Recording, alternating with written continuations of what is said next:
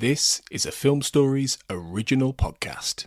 Hey guys, time to get in on the action for the biggest moments in basketball with Prize Picks, America's #1 fantasy sports app. Just select 2 or more players, pick more or less on their projections, place your entry, and win up to 100 times your money. Right now, Prize Picks will match your first deposit of up to $100. Just download the Prize Picks app and use the code GET100. That's code GET100 on Prize Picks for a first deposit match of up to $100. Prize Picks. Pick more. Pick less. It's that easy. Hello, Xcasters. So, those of you who were listening at the very beginning of the show, way back in 2015, might remember that in one of my not-so-bright ideas, I first imagined tackling the X-Files by doing random episodes from each season while still going season by season at the same time. So you would have, season 1, episode 11, episode 12, and then we'd get randomly shuffle it and we get like episode 17 of season 5 or whatever. Suffice to say, it was a bad idea and it didn't really last very long. But we did record 2 of these, and the first one was Grotesque. Hence, you'll hear undoubtedly poorer sound quality, though, which I apologise for. But to compensate for that, you will finally hear Zach Moore's answers to the 5 questions of X, because this was the first one we recorded together. And I know there are legions of you out there going, well, what is Zach's favourite episode of the X-Files? Well, lose sleep no further, listeners, because you're about to find out. So, without further ado, therefore, let's enter the laughing face of madness.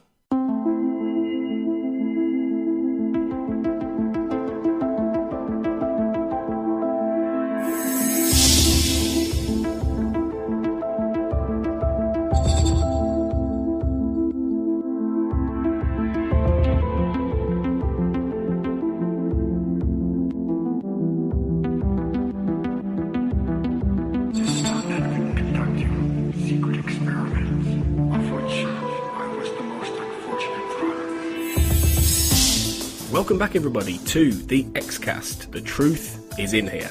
I'm your host, Tony Black, and today we are focusing on another nominated episode, and we're leaping ahead to the 3rd season, and we'll get to the episode in just a moment. But before then, I'm delighted to introduce my latest guest and an all-new guest on the Xcast. Please welcome Zach Moore. How's it going, everybody? Is it Zach or Zachary? My name is Zachary, but my friends call me Zach, so all you guys out there can call me Zach. That's cool. Okay, that's great.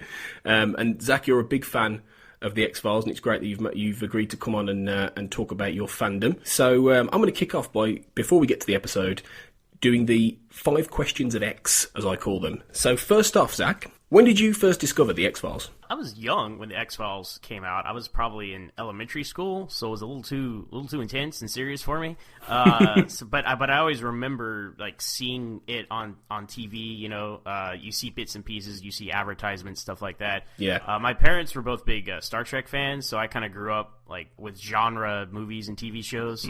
So you know, in the mid '90s, there wasn't much in the mainstream science fiction other than Star Trek Next Generation at the time. That's true. That's very true. So I grew up watching Next Generation. That was my favorite show. But so the X-Files, I have vague memories of. I remember, you know, the episode, and of course, I'm sure you do. But the one with the preacher and the kid who like can heal people and stuff like that. Revelations. Okay, yes, I have a very vivid imagery of like seeing the cold open for that, and like this burned body.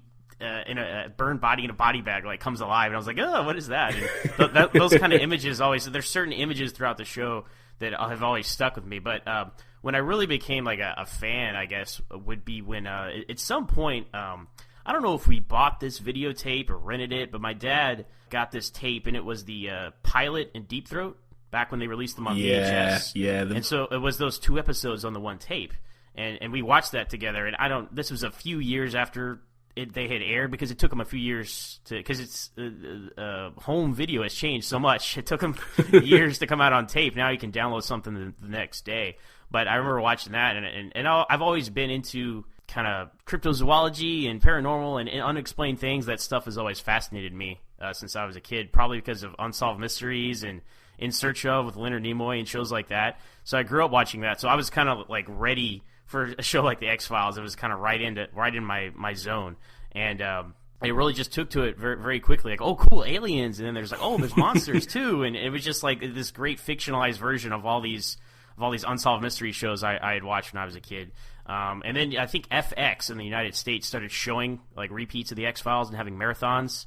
And that's when I kind of started to really get caught up on it. And I never watched it like all the time. Like it wasn't like a weekly tradition for me. But I did like watch it when it was convenient because it was on Friday nights a lot in the U.S. So you're not home a lot, especially when you're like in middle school and high school. It's you're living life, you're doing things, you got things going on. So but we'd always record stuff on VHS as well. Same thing with Star Trek, like.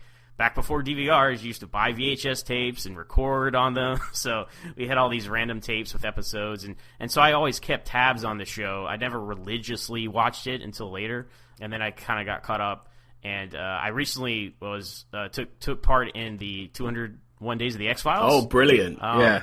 To be honest, I was doing very well, but I kind of burned out around season 5, and I was just like, I cannot keep watching. That's good going. That's at least 100 episodes. That's 100 days. That's impressive. You know, that's okay. I must confess, I have not seen the second movie. I never got around to seeing it, and all my friends who have said, don't bother. I'm like... You're not missing much. I was just talking to someone a friend of mine who hasn't watched it, and he said, I want to catch up, but I'll have to watch the last film. I said, you really don't. It's really okay. Okay, that's cool. I've got to say as well, just quickly, I loved Unsolved Mysteries with Robert Stack as well. That was just the best show. It really used to terrify me as a kid. So I can... the theme song, right? Oh, do do do do do do do do do do. It's terrifying. Yeah, it's terrifying. So yeah, good inspirations. Okay, the second question is, what is your favourite episode of the X-Files? My favourite episode has to be Jose Chung's From Outer Space. Oh yes, it's a classic, and I love it. And I feel like even though it's a standalone episode, it encapsulates so much of what the show is about. It almost explains a lot of the odd, unexplainable things in the show, like okay, so we have government and we have aliens and we have government posing as aliens and other aliens. I just love that concept that like the government uses aliens as like a front to do what they want to do, and yet there's still other aliens out there. Which I think if you take a step back and look at the show, that's a really good explanation for a lot of things that don't quite add up all the time. Because there are some plot holes. As the series progresses, things get more and more convoluted. I feel like that's a nice little fanboy explanation. But I love Jose Chung's From Outer Space because the X-Files is one of those unique shows that it can be a comedy, it can be a drama. It really molds itself to whatever story it wants to tell. And this is a perfect example of that because it really is. And Darren Morgan is my favorite writer on the show. He's brilliant. I love all his episodes, and I'm so happy he's coming back and writing one for the revival. Yeah, absolutely. All the characters, using the point of view of the different storytellers to tell everything. You get cameos from Jesse Ventura and Alex Trebek. I mean, just such a great, fun episode, and I feel like you can just watch that stand alone and really get what the X-Files is all about. I think that's really true, yeah. It is definitely, I think, one of the best ones. Certainly one of the best comedies. And, all of Darren Morgan's comedies are great. That one's, I think, one of the ones that really, really stands out. It's a great job. I can't wait to do that on this podcast. I really can't. And we will get to it earlier because it has been nominated down the road. So we're not going to take too long to get there. Okay, brilliant choice. The next question then is, what is your favourite season of The X-Files? Well, kind of tying into that answer, the previous answer, I would say season 3 is my favorite season because, once again, Darren Morgan is probably my favorite writer on the show. And even though he does these standalone episodes, I think it's interesting that The X-Files is it's a mythology-based show, and everything's arcs and storylines and stuff like that. And at the time, when you're watching it for the first time, you really, really, really like the mythology episodes. Like, oh, cool, aliens, and oh, this is advancing the plot, and oh, look, it's a cigarette-smoking man, and all that stuff. But looking back on the show, years later, and it's such a long show, I feel it's the standalone episodes that stick out the most. Yeah, and I feel like that's true for television as a whole right now because as everything moves to more and more serialized shows, are you going to go back and watch like a random episode of, say, Heroes, for example? It's not going to be a very fulfilling experience, because it's like one chapter of a greater story. So I feel like a show like The X-Files had that perfect balance of standalone and mythology. So to that point, that's why I like season 3, because I feel like it had a really good balance of standalones and mythologies, and it's got a lot of my favorite episodes in there.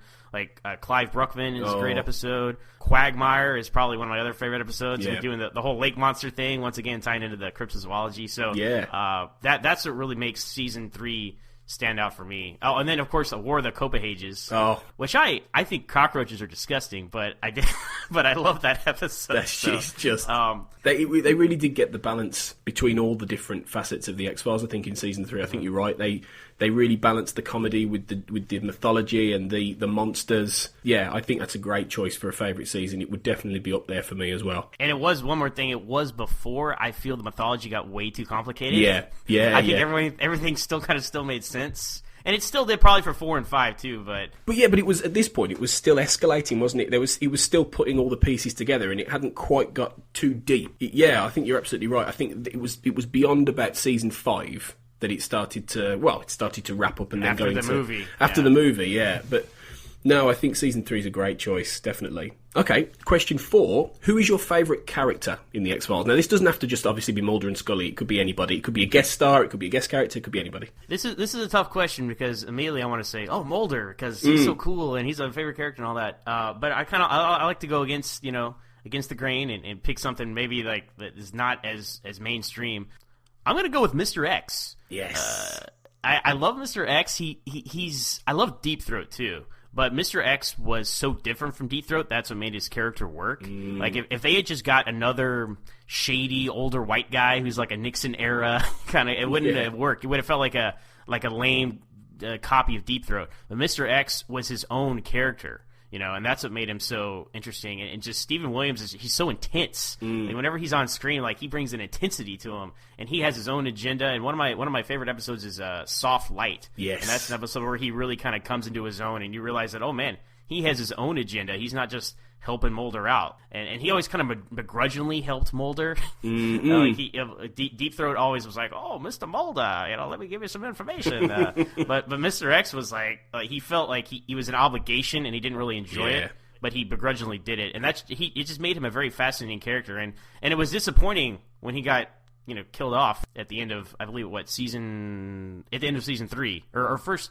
Beginning of season 4, I guess, the two-parter that closed and opened that season. But I feel like he didn't overstay his welcome, much like Deep Throat, and that's why he's so fondly remembered. Cigarette Smoking Man would be another option, but I feel like he's a character that overstayed his welcome. there is an argument for that, definitely, yeah. So that's what kind of dilutes him, but in my opinion. And this also ties into if I know this isn't a question, but my least favorite character, go for it, yeah, would be Mr. X's successor. Oh, yeah. Marita Covarrubias.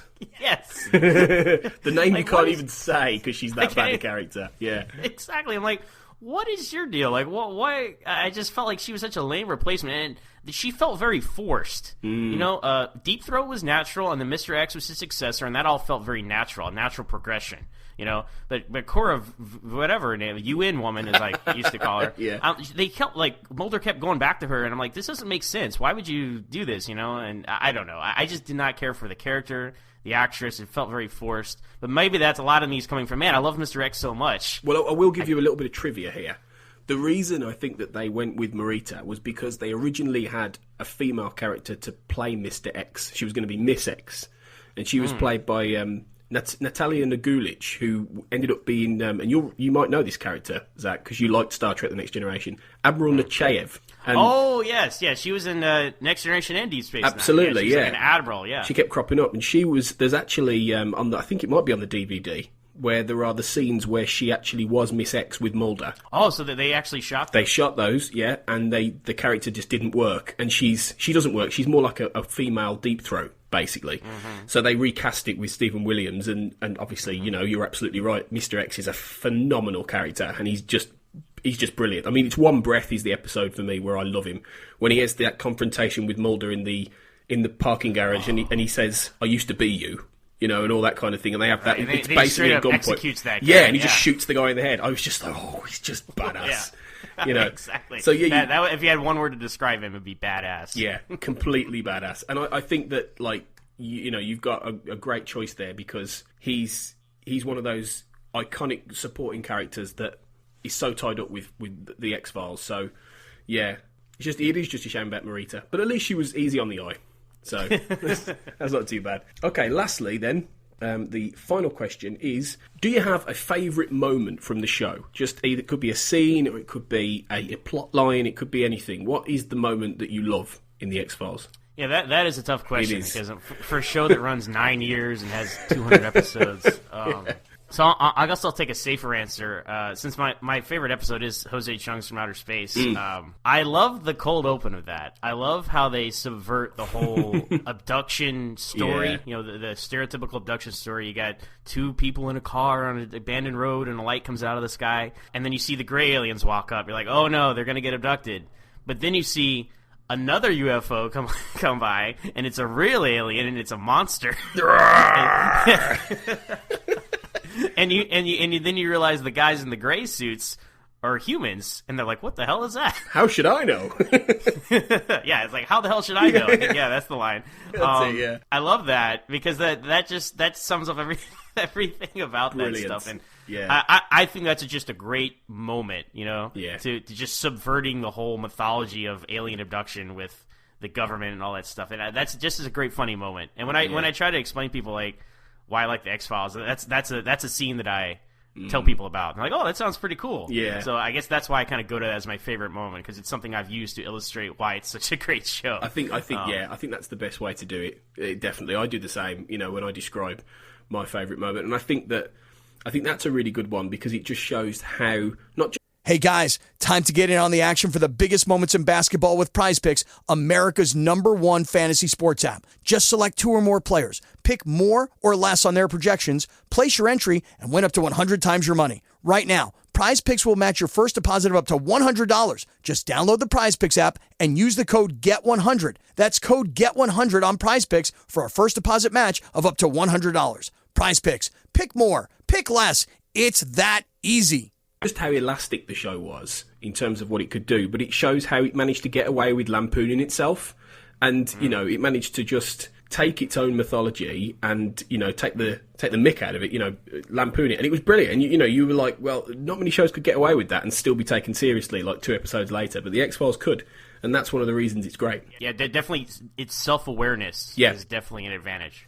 Absolutely, yeah. So, brilliant. Those are great answers. And thank you for answering the 5 questions of X. So, we're going to press on now, and we're going to get into the meat of the episode. And this week we are talking about episode 14 of Season 3, Grotesque. So, is this how you're looking for the second killer? Tell me, Mulder, what do you really expect to find here? I'm not sure yet. But you must have some idea. Some kind of theory. I've got a few theories. I'm just trying to stitch them together right now. With your face stuck in a library book. You said it yourself, Bill. If you want to know the artist, look at the art. I'm finally agreeing with you. I know where you're going with this, Mulder. Because I've been there myself. So I can tell you you're wasting your time. Maybe you can also tell me why this man was compelled to draw and sculpt the same face again and again, why he's still doing it now. Because he's insane. This is nothing but the scrawling of a madman. He said that this thing wants to see its own reflection. Mostow has said everything but what I need to hear. The name of his accomplice. Unless he's telling the truth. About being possessed. I have to tell you, I'm really disappointed in you. Well, I wouldn't want to disappoint you by not disappointing you. After all this time, I thought maybe you'd finally put your feet back on the ground. Clearly, I was mistaken. Grotesque is the, as I say, 14th episode of the 3rd season of The X-Files, and it originally aired on February the 2nd, 1996, written by Howard Gordon and directed by Kim Manners.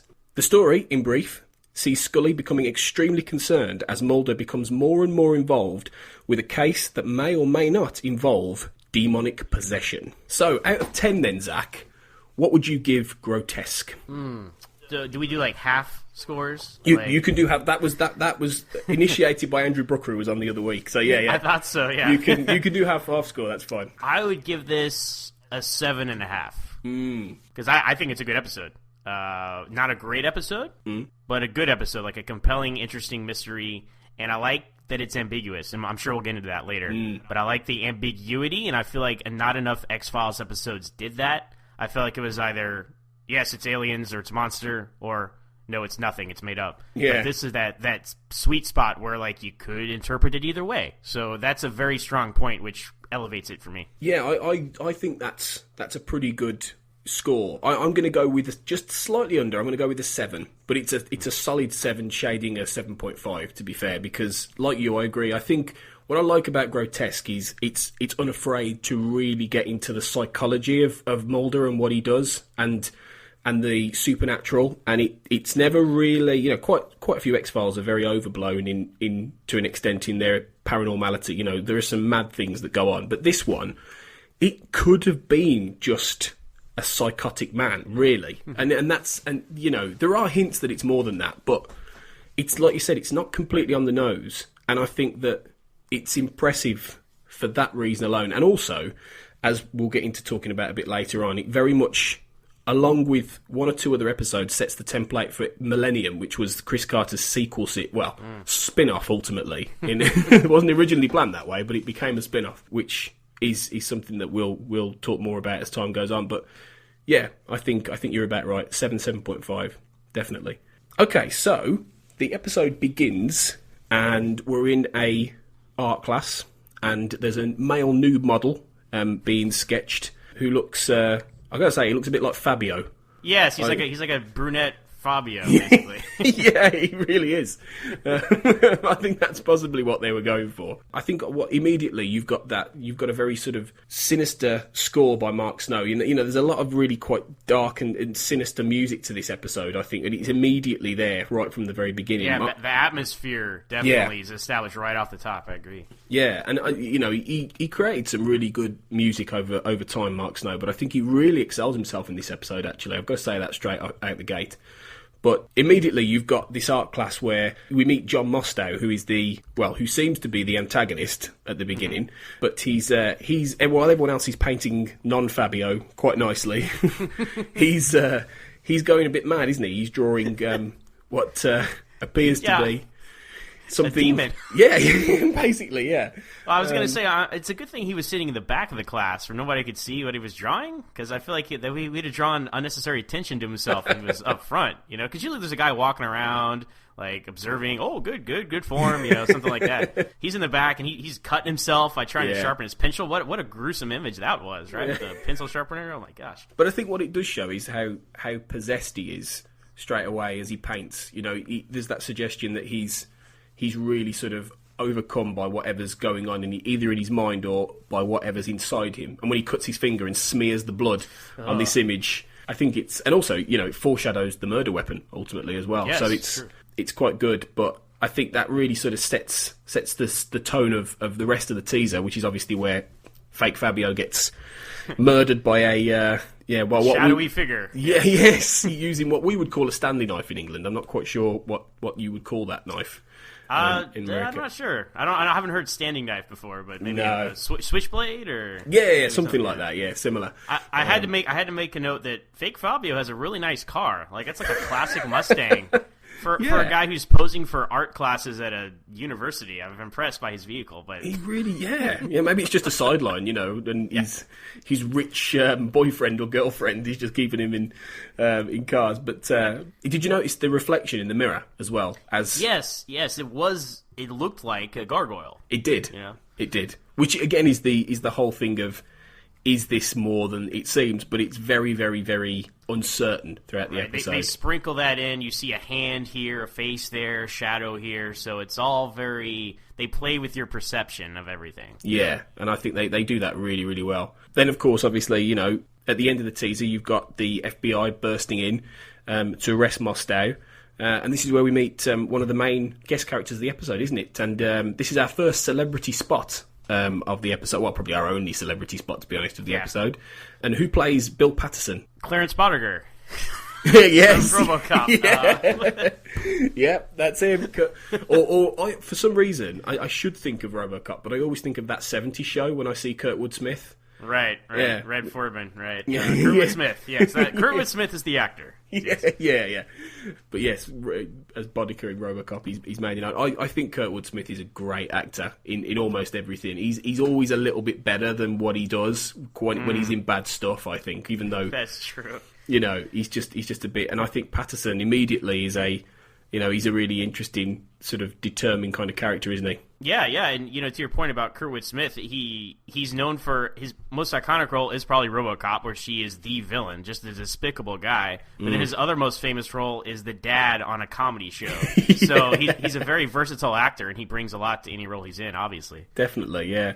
So they obviously see that Mostow's home is full of all these demonic creatures, and it seems like a slam dunk. It seems like it's obvious. He was drawing a gargoyle in the art class. He kills the art, the model. He's arrested. Oh, there's lots of gargoyle pictures. It's pretty open and shut, surely. So I had a theory about this when I first saw the episode. When they break into Mostow's place and they arrest him, Mostow bites Patterson's assistant. And I thought, oh, that's an interesting just moment. And later on in the episode, Scully mentions he's like fingering the injury, and Scully's like, "Oh, you have a bite mark?" He's like, "Yeah, Mostow bit me." And he has a lot of dialogue as well for such a meaningless character, if you know what I mean. He serves no purpose in the plot. So I was like, oh, maybe they're doing something with this guy. They're setting him up. And obviously, ultimately, he's a red herring. But I felt like, okay, maybe Mostow transfers the demon to him through the fight or something. I don't know. I had some crazy thought. But I thought that was an interesting red herring of that little moment that they kept mentioning throughout the episode. Well, I was going to mention this, and you've picked up exactly what I was going to mention about how they used... His name's Nemhauser, the character. Okay. And they use Nemhauser as a really good dupe, throughout. I was watching it with my girlfriend, and, she's fairly new to the X-Files. And I was saying how, I kept sort of going, they're giving him a lot of dialogue, aren't they? I was trying to lead her towards trying to guess this. She was like, yeah, they are. And then she actually didn't guess the twist, ultimately with this. So the way they actually play it is very good, because you would think that there's something going on with that guy. Because, like you said, the way they do lots of close-ups on him, they give him lots of dialogue, they make a point of showing the bite mark and referencing it. They make it's very much. But there are what they do. The tells that Patterson, spoiler alert, Patterson's the bad guy. But spoiler for a 20-year-old episode of television. Yeah. But the clues about Patterson, and we'll spot them a bit later, hopefully, are much more subtle, but they are there, and that's why it does. Yeah, and you can see them on the rewatch. You can, and it's there's it's a really good, like you said, murder mystery kind of element to this episode as well, which people forget about with all the the horror and psychology. So you're absolutely right; it's a good point. So yeah, after the credits, we've got Mulder and Scully talking about how John Mostow has killed seven young men apparently in the past, and Skinner's assigned Mulder and Scully to the case, and it just seems like immediately there's a slight curiosity about why they're involved in this case, because it does seem to be open and shut, as I say, but then there's obviously the claim that he's possessed while he's committing these murders, which obviously interests Mulder. But there is a little bit of, and obviously this plays into the whole episode, but there's a little bit of intrigue there, I think, about why they're on this case. Yeah, Mulder makes a mention. I mean, he mentions it 2 or 3 times, and he's like, "Well, Assistant Director Skinner assigned us to this case," and they make a point where like that them being on the case is odd. That there's something extra to that, and then eventually plays out that Patterson had requested Mulder, but didn't want to tell him, that classic like mentor-student thing where, I know you're great, but I don't want to admit it because, because I want to be in charge and all that stuff. All that power play, basically, between Patterson and Mulder, which is interesting. And Mulder, Patterson is one of another person from Mulder's past. We had, I know you haven't gotten there yet in the podcast, but Ghost in the Machine, Mulder's old partner shows up. Yeah, he dies in an elevator accident, and then. What's the one with the lizard hand? Reggie Perdue was his partner. Young at heart, yeah, it was Reggie. Yeah, young at heart, yeah. And his old partner then, and he met a bad end. So basically, like, you need to just stay out of Mulder's life. Yeah. You're going to meet a bad end. Almost everyone from his past going throughout the series dies, don't they? It's a good thing he's so emotionally disconnected, or he'd be a screwed up guy. It's true.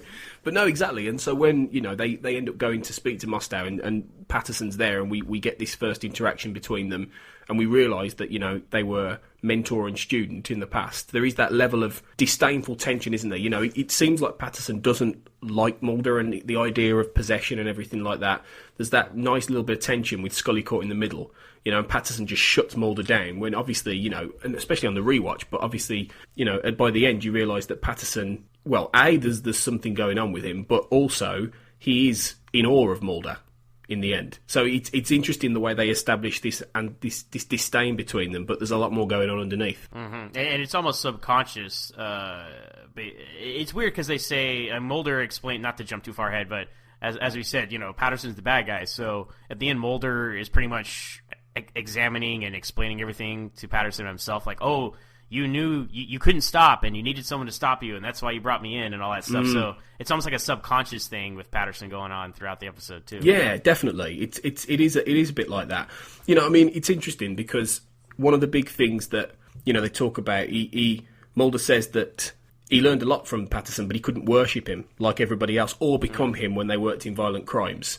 And I think there's a big link there to what Carter does with Millennium, which I mentioned earlier, with obviously the idea of Frank Black being this profiler who had to become the monster in order to catch the monster. And that's a very, very big part of this episode, really, that central idea. And then lately it's been repeated in quite brilliant fashion, I must say, in Hannibal, which is effectively a 21st century version of Millennium in many ways. And obviously Millennium was inspired by Silence of the Lambs, as was, it all sort of goes back into the same wheelhouse. But this is very much that whole idea of becoming something else and like a transformation. It's almost like, Batman and his villains, Yeah. It's like he has to go, like, the difference between Batman and his villains is he goes all the way up to the line to do what he has to do, but he doesn't cross that line. And his villains do, and that's the only thing that separates a crazy guy who dresses up like a bat versus, these penguins and jokers and Two-Faces of the world. So it's always that's always the balance there you have to weigh when you're battling monsters, as this episode continues to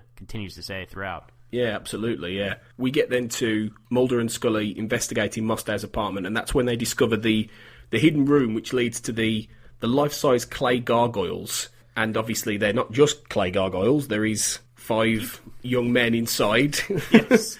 And I think what struck me about that, obviously there's the horrific idea that these dead people have been encased in gargoyles, but it's also, I think the lighting is amazing in this whole den. Throughout the episode, this incredibly dark blue, and it's just so evocative and cold and creepy, I think. I was going to say, I didn't know if Mostow was an artist or he wasn't an artist, and the only reason he was drawing the gargoyle was because he was possessed or crazy. But I'm not sure if the episode ever established that, but I didn't think, looking at his drawings, I didn't feel like he was a very good artist, but he is an excellent sculptist. Because those gargoyles look excellent. That's like straight out of the Middle Ages, the detail on their face and the ears and all that. Yeah. So that's what struck me about those, and what an interesting way to hide bodies, too. Well, exactly. But this is obviously what suggests that there is a bit more going on than Mustow. But there's a little bit of interesting information about the character. Is that he was an Uzbekistani who came to the US, and he was a divorced, unemployed house painter.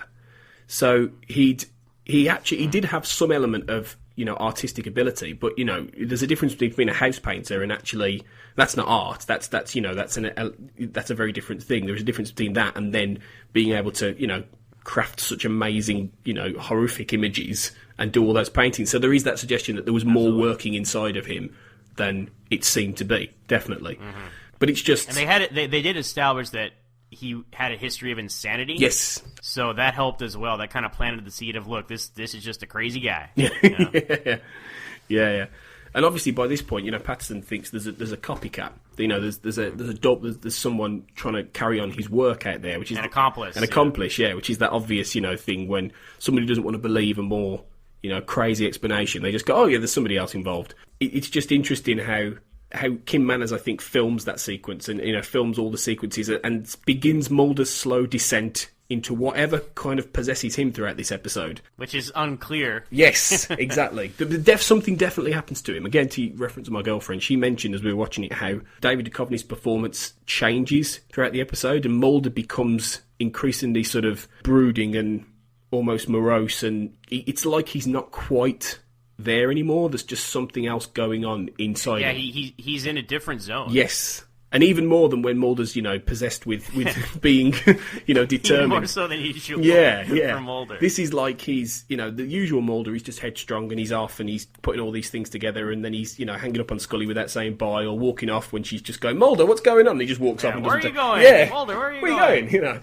But in this case, he's just actually just consumed by whatever's going on. And then there's, the whole central question, is he just obsessed with catching the guy, or is he a bit possessed by some demon? But this is where we get the interesting scene with the first major clue, I think, about Patterson, because there's the scene where the glassblower is attacked and murdered when he's putting all the stuff in the brazier, and then he ends up burned in hospital. And Scully's there with Nemhauser, and they're talking about it, and they're making the point about the bite and everything, like you said. But then, when Patterson walks in, the burned guy goes mental. Right. He starts to act up. He's like, yeah. He has bandages. He can't talk or anything. But when on first viewing, you don't really. It doesn't even click. No. But when you see it again, you're like, oh, it's because Patterson's here, and he recognizes exactly he's the guy that attacked him. Exactly. It's really clever, because you might just think that he's in pain and he just needs the nurse. And the way that Kim Manners plays that and how Gordon wrote it is very clever, because it doesn't tip the hand too early, and that's a really good clue. But you notice all these things. Yeah, exactly. And then on the attack, they shot it very well. Like you said, Kim Manners did a great job directing this one. They used the classic Nosferatu shadow imagery when the quote unquote demon, which turns out to be Patterson, is sneaking into the steel mill and attacks a guy. Now, I did have a point. Why is there like a age range of victims for this thing? It's like a young man between 18 and 27 or whatever it is. It's like, well, I get the art class, like that seemed a very A to B. Oh, I saw this guy. I had a moment, I had a or something, and I'm gonna kill that guy. But it seems to me like he sought out this guy working in a steel mill in the middle of the night. Like that seems very random. It did seem quite random. Yeah. It did. It might have been a bit of a plot contrivance to get a burned man in a bed who's like covered why in else bandages. would he be burned? Yeah, exactly. But it's just adding to that, really. Yeah, obviously this is the point where Nemhauser suggests that Patterson was the one who requested Mulder through Skinner, and that there's more to why he wants him on the case than it seems. So I think Scully's role in this is quite interesting, actually, because obviously it's a very Mulder-centric sort of episode, in terms of what happens to him, and with Patterson being the main guest star. But she plays an interesting role here, Scully, because she's caught in the middle, and there's a point where she genuinely is starting to think Mulder's lost his mind. And, so people forget that Scully's role is very much torn here and worried and uncertain. I feel like those are the best episode dynamics for Scully, when obviously she's not a believer in whatever it may be, the way Mulder is. But when she's stuck in the middle and has to defend Mulder's views and his actions to all of the other non-believers, that puts her in a very interesting place. Because she doesn't want to come out and say, look, there's a demon here, things are happening. But she also doesn't want to say, well, Mulder has gone crazy and is killing people. So she herself is forced to open her mind in that situation. And it's totally apparent when she, as Mulder's becoming more obsessed with everything, and he has a really tense confrontation with Patterson in the library as he's doing all the research, and there's this great moment where Scully is in Mulder's apartment and the camera just tracking shots around her, and you see all the gargoyle pictures, and the look on her face just says, "Oh shit!" Like, what is going on? He is losing it. Yeah, at first it was implied that Mulder drew them all, but then she calls him and talks about him, and he said that he brought the art home with him. So I guess that was a little bit of a misdirection. He hadn't drawn them himself. He just brought all of Mostel's art. But yeah, that is, like you said, that tracking shot's great, because she walks in the door, you don't see what she sees, and then a 360 goes around her, and you just see hundred paintings of this monster, and just all over his walls. I think what I like as well is that, we're used to seeing that apartment. We see it quite often in the show. So whenever something different happens to it, and, there's occasionally times when, they do things with that apartment, like somebody will be in there waiting for him, or, just something going on, or it's cleaned out or whatever. And so when you see that apartment full of gargoyle pictures, you're like, oh, that's cool. Because it just really shows that there's a real personal connection to the episode. And I think that in this case, again, it's that misdirection, like you said. It's the whole thing of, okay, if Mulder did bring the art home, then he's okay, and he's just becoming obsessed. But then did he? Is that a lie? At first thing you think right, he's drawn he could have just said that. Yeah, he's like, oh, I just took those home, Yeah, it's brilliant because it's really cleverly done because you really don't know. And then you do see him start to sculpt later too. So you're like, well, he's doing something. Yeah, so. Exactly. And then you've got, like I said, you've got this great moment in the library where Patterson's confronts him and Mulder's talking about evil spirits and, studying gargoyles and things like this, and Patterson's just disappointed in him and says, you've just... But it's just... I think there's a really good dynamic between those two. It's almost a shame that we never saw Patterson again, because I think that sort of twisted sort of mentor-student relationship is one that you could have done a lot more with Mulder. Yeah, and I felt the same way. Once again, whenever they bring these people back from Mulder's past, I wish, there was more. There was more there. Yeah, we could have stretched that out, maybe 2 or 3 episodes. But obviously, it's the story they're telling, and it had to end a certain way, and that doesn't allow for any return appearances from these guys. So. Yeah, because really, if you think about it, I mean, he's got quite a mysterious past, doesn't he? Really, I mean, we'll get more into this as the show, the X-Cast continues. But there's a lot of hints that there's a lot that happened to Mulder in his past, and you only really get bits of it. The Lost Years of Mulder. Yeah, it's a book there. There's a novel. But when he was actually a respected FBI agent. Yeah. Yeah, that'd be a great story to tell, a great prequel story. You never know, we might get it one day. Can't wait for the prequel Netflix spin-off series. Yeah, exactly. So, yeah, as you say, Mulder's then going to Mostow's den, and you've got this creepy, score by Mark Snow as everything's he's descending into madness, and he's using the clay and he's sculpting, and it's, you have to check yourself and go, this is the hero of the story? Yeah. And he's losing his mind. But it's great, and then obviously you get the chase through the pipes and rafters. Mustow's got a very big place he's living in.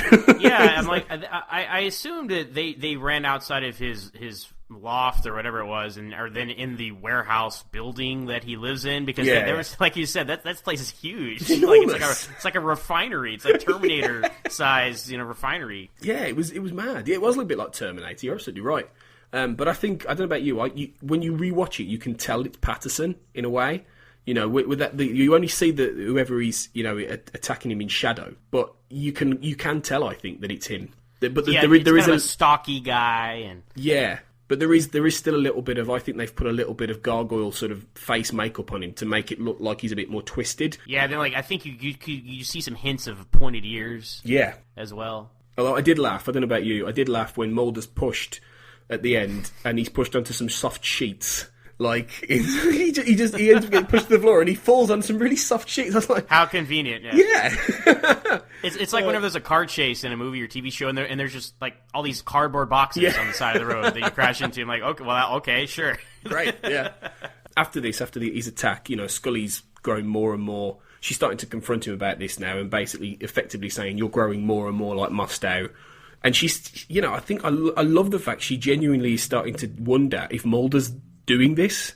That's a really interesting thing, that she could for a minute contemplate that he might have gone so mad that he's actually become the copycat. Yeah, I wasn't sure, because the episode is so vague that it's like I'm not sure what they were going for with saying Mulder, like you said, either is the copycat or is becoming a killer, because obviously you see a demon, you see a third party involved, and it's clearly not Mulder. So. We know. Well, we know that it's not Mulder, of course, because we're always a little bit. That's the beauty of the episode, isn't it? It puts us slightly ahead, but we don't know obviously who it is. But we know it's not Mulder. But the whole ambiguous for us. Scully might think it's Mulder, but for us, we're wondering. Well, is he going mad as well? So did he just imagine chasing something and fell off the rafting itself, or things of that nature? Yeah, exactly. Yeah, and obviously here we get the confirmation that Patterson was the one who requested Mulder be put on the case.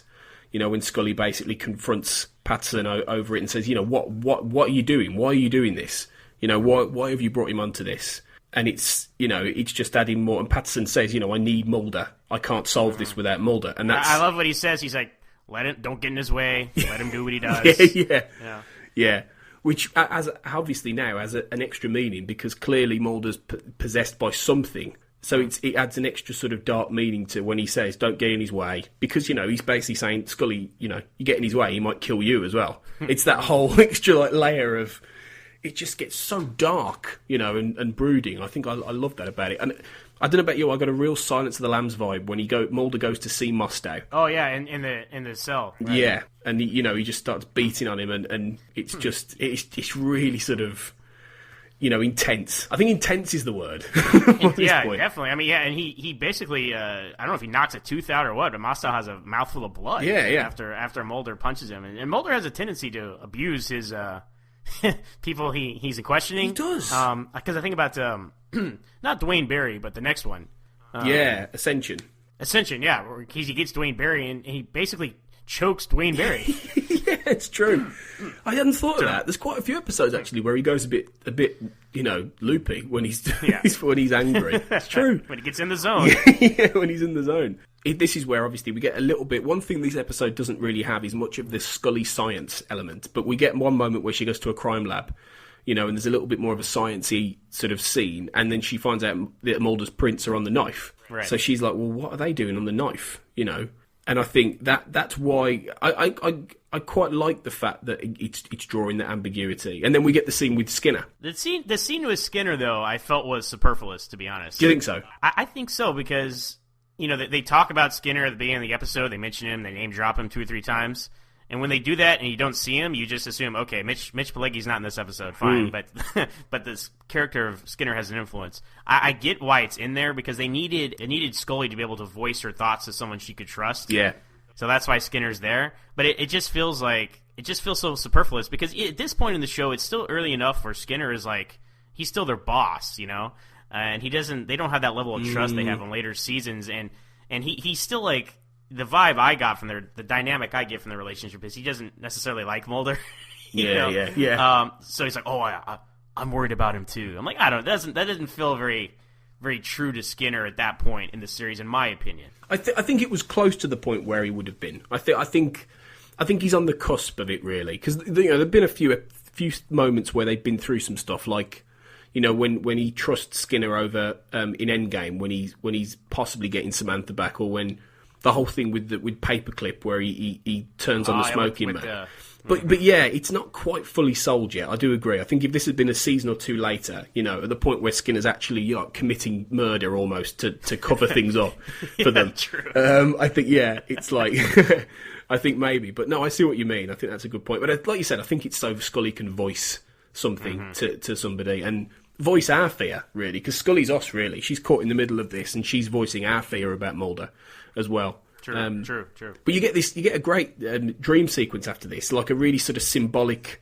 See, and this is again it's very Hannibal almost, or Hannibal's very like this, where what this does, I think, for Mulder is it makes you wonder who is doing this. It's either Nemhauser, Patterson, or Mulder now. Yeah, it really crystallizes like the issue at hand. Yeah, it almost like turns the light on in Mulder's head. I feel like subconsciously, at least, that's him putting the pieces together in his mind. Yeah, it's a very Will Graham moment, I think, there, in which he's becoming that, and you've got that that curiosity, and this kind of builds in towards pretty much what is the finale now, where Mulder ends up finding the arm of who turns out to be Nemhauser in the gargoyle.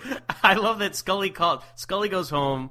Yeah, or wait, she goes to Mulder's house? She goes to Mulder's house and gets a message, or... That's it. No, okay, I'm getting all confused. Nimhauser calls Scully, Agent Scully, I found something. And you're like, oh, maybe he found something on Mulder. Maybe Mulder is doing bad stuff here. So she calls the phone, and then you cut to Mulder at Mostow's place, and he finds this phone in a jacket, and he's like... Mulder? Scully? yeah. Just a great moment. They didn't expect to talk to each other. But he's there so dazed, Duchovny. He plays it really dazed, and he's like, yeah. Like it's not weird that he's picking up somebody else's phone. He's like... Right. And I think Duchovny plays that really well. It's like... Absolutely. She's like, what are you doing there? He's like, I don't know. And obviously he's just found the arm. He's been asleep. He's really disoriented. Yeah, it all suggests he doesn't know what he's doing. He's just killed this guy. We've seen him fashion clay. He's just killed Nemhauser. He's just put him in the clay. Shit, Yeah. is this real? And it just does that so well. It's got the guts to actually really, really sort of suggest that Mulder might have actually killed somebody before we get the final twist denouement that it was Patterson. And I think what I love about this, you've got a nice little chase, and it's, it leads to Patterson being unveiled. But what I think I love is that he just has no idea what he's done. Yeah, he's completely blocked it out, either subconsciously or something like that. It's great. I think, his reaction is like he's terrified of whatever he's become, that he doesn't understand. He's like, oh my God. It's like he's waking up from like this terrifying subconscious dream that really Mulder's been having as well. But you almost think, well, would Mulder have got to that point as well? Would he have got to the point where he started actually killing people? Yeah, that's a good point. Yeah, because their paths are very similar in this. Because but it's interesting that Mulder's journey is accelerated. It took Patterson 3 years to capture this guy. Yeah, and to get to him where he is in Mulder, he's on it for 3 days, and he's already at the point of. but that's Mulder for you. Yeah, he works in that accelerated mindset. Exactly. Yeah, I mean Mulder was definitely on the road. Like assuming they captured Patterson and or Patterson got killed, Mulder may have carried on had he not come to the revelation that he had. So. Yeah, exactly. I think that's the underlying point, really, and that there's this duality between this parallel between Patterson and Mulder, and it really builds that up really, really well. I think the ending like scene always stays with me as well, with Patterson in the jail screaming, Won't anyone listen to me? Yeah, I didn't do it, like this, and then it just... What a sad fall from grace, because he was like this top guy at the FBI, people worshipped him, and it's just very pathetic to see him in a straitjacket, Yeah, and then you get the slow push into the gargoyle's face in what looks like blood in the middle of the cell, as you're hearing like Patterson's anguished scream, saying, please, I didn't do it! And then it's just... what it does is it really just never ever kind of goes one way or the other as to whether or not he was possessed or he just went mad because he got too close to these killers. Right. It's just so well done. I just it leaves me with a chill at the end. Yeah, it's one of those. I think a lot of the best X-Files episodes leave you with a very unsettling feeling at the end of it, and this is one of them. This is a top one in that respect, and even though you see like the glimpses of the gargoyle when he's running away from them at the end. Eventually, obviously Mulder shoots him and they turn him over and he's just a normal looking guy. So once again, that's like a trick of perception and stuff. And I feel like it was very well done here. All those hints to gargoyle-ness, even though they may or may not have been there. Yeah. As opposed to an episode like Irresistible, where, the Donnie Foster episode, where you see like, there's two moments where you see like he's like a demon or he's like Charles Manson or something, you see from the victim's point of view, you see like him shape-shifting, and that always felt very out of place in that episode. Otherwise, that's a great episode, but it felt very out of place just to throw in some supernatural stuff because, it's the X-Files, we got to have some supernatural stuff. But here, I felt like it fit in perfectly with like the madness and perception of everything, and it really helped drive the point home. I think that's a good point. I mean, Irresistible, I think is a great episode, but I think you're absolutely right in that it is a bit overt at times, whereas this really does play it for, you can interpret it however you want. That one was one of the great things about the X-Files, but sometimes it was pretty obvious that there was something paranormal going on, even if not everyone saw it except Mulder or the audience. This one really does pretty much make you go, well, who knows? And that's what's great. It just leaves you with the underlying questions about character and about psychology and, how does a man, can a man become a monster? And it's just a really good exploration of that, I think. And I think you can come away from this episode feeling either interpretation is valid. Like you can say, oh, well, yeah, there was a demon here at work and he possessed these people and he's going to move on to the next one because that's what he does. Or you can say, well, this Mostow guy was crazy, and Patterson, the way he operates is to get inside people's heads and understand them, and he lived with it for so long that he himself became the monster. It's pretty much Mulder's psychoanalysis at the end. And either one of those is a valid interpretation. I think that's true. I think that's absolutely true. So that was Grotesque, then. A solid and, impressive episode of Season 3. We're going to move on to the next part of the podcast now, in which I ask my guest, do you believe in?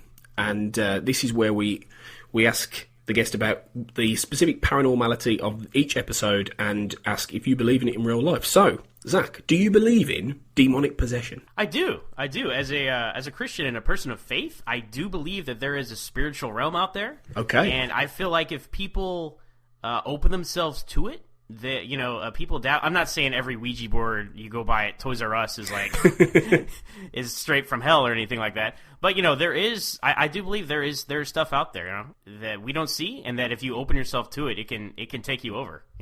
So that's my point of view on it. It's dangerous stuff. Like they say, the greatest trick the devil ever pulled is convincing the world he didn't exist. Right. So Usual Suspects. Yeah. Exactly. Yeah. Exactly. So yeah, I do believe there's a spirit realm out there, and you got to be careful for that stuff. I think that. I mean, I confess I'm not a Christian man, but I think that there is something to it. So a few years ago, I was at a party, and some friends brought out a Ouija board, and they were like, "Oh, let's do a Ouija board," and I wouldn't do it, and they were like, "Why? Who cares?" And I said, "No. I just don't like the idea that I've heard too many things. I've read about too many things. I just think that there are some things you shouldn't mess with." And that means that when I thought about it, I was like, well, obviously I must have some element of belief in this. I must think there is possibly more to it. And so I wouldn't even take the risk. And this is as somebody who isn't religious, This is somebody who doesn't necessarily believe in that stuff as a thing. But but I believe that there is something, whether it's from hell or from something. I think there is some dangerous force that exists, and there have been some terrifying cases of this. You only have to do a little bit of googling about things, and it ties into things like exorcisms and all that kind of thing about people who've just been possessed. There wouldn't be such cases, so many, if there wasn't something to it. Right, I agree. Like you said, just search possession on the internet.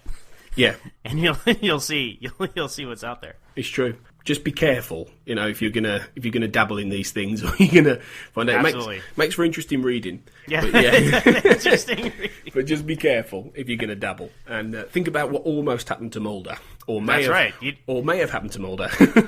You don't want to be, sculpting clay and having your room covered in bad drawings of demons. So no, absolutely not. That's not a good way to end the week.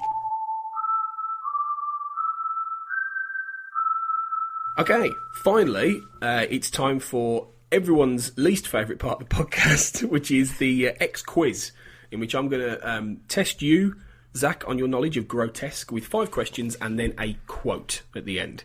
These are fun. I've enjoyed hearing people try to remember things from an episode they just watched. So I'm interested to see how I'll do. Well, I've been I've been a bit naughty, and I've put in a couple of things that are about the production. So you might struggle with those, but I apologise in advance. But then again, you might surprise me. Okay, so you're ready for the X quiz? Yes, I'm ready. Okay, let's do this. Question 1: Where did Mulder study under Patterson? At Quantico. Well, or is that... you are right. You are right. But there was a name for the unit they were in. But you are right though. So do I still get the point? You do get the point. It was it was Quantico's investigative support unit. I would not have guessed that, but no, I knew it was a Quantico. But the thing is, it is a little bit of a contradiction, because in previous episodes, like the episode you mentioned, like Young at Heart, it's specified that at the point where Mulder was supposed to be under Patterson, he was in violent crimes. So there is a little bit of a continuity snafu with that, but only like uber X-Files nerds like me notice. Nothing a good fanboy can't justify. Well, somehow. Exactly. Okay, question 2. Which classic writer does Mulder paraphrase in his final monologue at the very end of the episode? Oh, classic writer.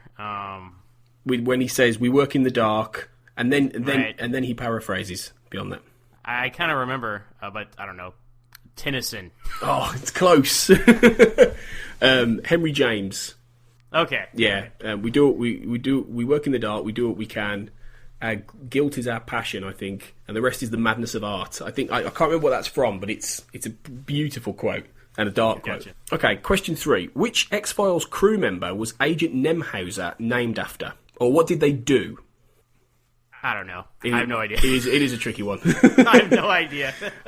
It was post-production supervisor Laurie Jo Nemhauser who worked on the show. Post-production supervisor, of course. Yes. Yeah, how did you not know that one? I mean, everyone knows the post-production supervisor. This is probably a bit hard. I apologise. Question 4. Kim Manners, in preparation for this episode, listened to the soundtrack of what 1990 film on repeat? 1990. What came out in 1990? Silence of the Lambs was 91. so that can't be that. It is somewhat of a trippy, dark movie that came out around then. That's a clue. Hellraiser? No, sadly not. It's Jacob's Ladder.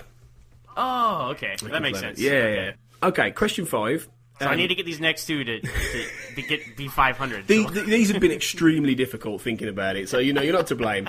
But yeah, you've got one already. Question 5. How many bodies are found encased in clay gargoyle shells? Oh. Now, I've got to I did say the number earlier. I believe it's, 5? Yes, well done. Yes! 5, yeah, excellent. Right. Because I think you saying it earlier helped me, Yeah. to be perfectly honest. That was because I knew the questions were going to be really hard. Thank you, I appreciate that. That's all right. Okay, finally, the quote. And this is obviously, if you can guess the quote and guess the character, that would be great. And guess what scene it's from. Okay. Are you worried about him, Agent Scully? That is Skinner talking to Scully about Mulder. There you go. Skinner's one scene of the episode. So. Yeah. Yes. Probably an easy one. I try and make the quotes easy because I'm worried about the questions. Yes. Hey, I broke even, so I'm happy with that that's result. good. So I think everybody has broken even. Yeah, is that right? I don't think anyone's got over 3. I don't think Lee or Andrew got over 3. And Tanya hasn't had a go yet, but she will. Gotcha. So, yeah. Okay, well done. That brings us to the end of the episode focusing on Grotesque. Thank you for listening. And it just leaves me to thank my guest, Zach. Well, thank you for having me on, Tony. It was a lot of fun. It's been an absolute pleasure. Thank you. Where can we find you on the online, or is there anything you want to promote? Yes. So the best way to find me online is Twitter, and I'm at moreonzach. That's my last name. It seemed like a good idea at the time. I think it still is. It works. It's like, at more on this, go to here. That's the idea. Not I'm a moron. But anyway, that's at MOOREONZACH. And you can see me, you used to see me tweeting about the X-Files every day. If you want to scroll on back a couple months, you can see my thoughts. But that's my personal Twitter. And I'm also launching my own podcast by the end of this month called Always Hold On to Smallville. Because Smallville is my favorite show of all time. Wow. I grew up with the show. I love it. I'm a huge Superman fan. So I'm launching a Smallville podcast. We're going to go through episode to episode. There's actually more episodes of Smallville than there are the X-Files. Oh, my God. So, yeah, it's going to be quite a journey. But you're going to be able to find us on Twitter at Always Smallville with only one S. So ALWAYSMALLVILLE.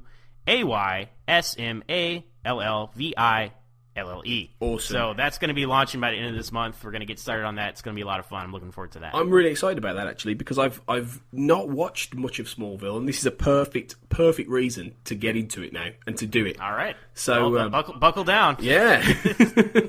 That's awesome. Yeah, please do follow Zach and listen to his podcast, because I'm sure that'll be great. So, yeah, you can find us at the Xcast on Twitter, the X_cast, and we're at Facebook at the Xcast, and we're also at the XFcast at gmail.com. Please do tweet us or Facebook us or email us any thoughts on the podcast and how we're doing and anything we could do extra or new or anything, what you think about the X-Files or the episodes. Please do also subscribe on iTunes, and if you'd be gracious enough to leave us a review. It doesn't have to be 5-star, but that would be good. If you could, even if you lie, it's fine. Tell everyone we're 5 stars, even if you think we're 1, it's fine. In fact, if you do, you can win a season 6 DVD, because we've got one to give away. So someone has kindly donated one. So if you do want to win some free X-Files, if you don't have all the collection, put a review on iTunes, and you're in with a chance. So we're also on Acast as well, who are our hosts, so do look those guys up, and we'll be back for another podcast very soon, where we'll be going back into season 1 and talking about the Jersey Devil. So thanks very much, Zach. Thank you, and we'll see you next time. Remember one thing: trust no one. The Xcast, an X-Files podcast, is produced and presented by Tony Black, alongside a dedicated group of podcasters and X-Files fans. You can find us on Twitter at the Xcast, and on Facebook if you type in the Xcast, or at our group X-Files Basement, an Xcast podcast fan group, where you can continue the discussion about all things Mulder and Scully. If you want to support the Xcast further, You can now subscribe and become a patron of the show on Patreon. On Google, just type patreon.com/the Xcast. That's Patreon. You'll see all of our tiers, subscription options and perks, which include early access to episodes, bonus content such as commentaries on X-Files episodes, access to a patron chat zone, and even appearing on one of our patron roundtable discussions. We would appreciate any support you can give the show, so just go to patreon.com/the Xcast to find out more. Our title music is provided courtesy of Will A, who you can find on Twitter at IamWillAYE.